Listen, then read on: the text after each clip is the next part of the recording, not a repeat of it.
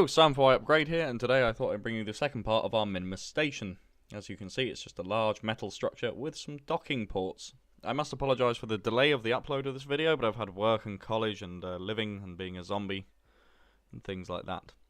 So I'm trying to just sort of skip through the starting stage here, or the launching stage, because you've seen it all before. And this was quite a challenge to fly. It's quite top heavy, and also it doesn't handle very well under full throttle, but never mind. So the idea of this was to increase the size of our pathetic little station on Minmus. Because really it's not much of a station at the moment, it's more of a lander with something stuck on the top.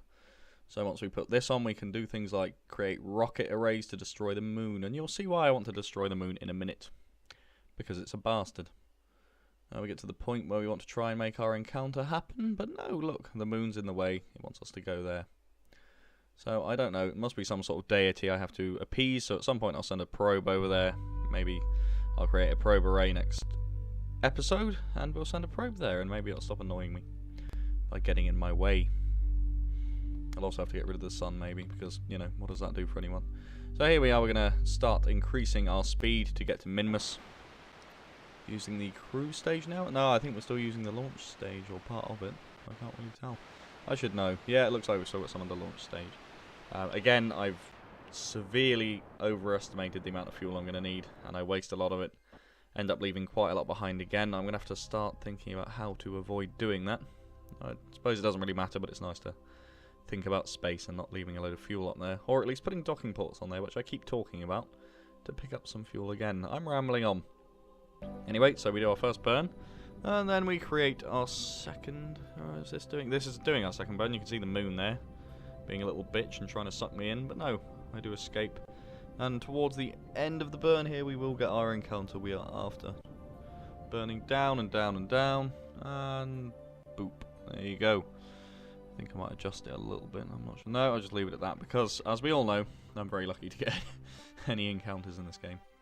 The launch did take quite a while, but you'll be glad to hear that wasn't the longest part.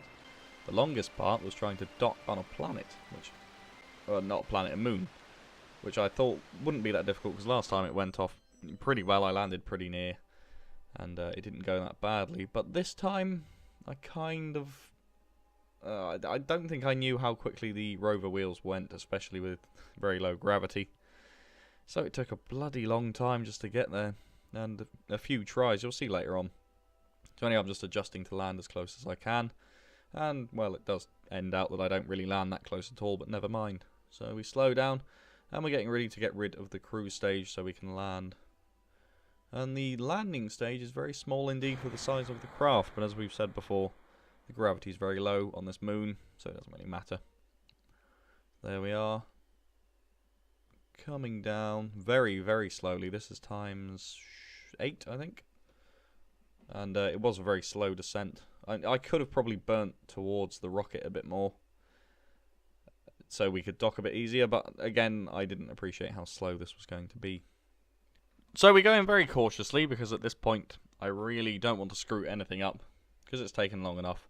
Little did I know how long it was going to take in total. I think actually in total it took about 3 hours to do the entire thing, which is far too long for a mission to Minmus. There's our landing shadow, which we use to land, and it's sort of like a target almost, and you can tell if you're going straight or how fast you're going. It's very useful. So I recommend using that over any other tool, really. You could probably do it by eye by just using your shadow. And we touch down just about now. There you go.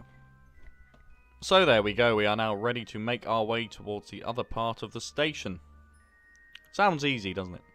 Anyway, we begin by dropping our landing stage, which we no longer need, and it had pretty much run out of fuel, so I don't feel too bad about that. And it can stay there forever as a relic. So, here are some of the problems I encountered with trying to dock with this thing. This wasn't the first attempt. This was maybe the 5th or 6th, and this is the kind of thing that happened when I tried to stop. So I'd kind of roll over, and then I'd launch the other ship into orbit. Whee! There we go.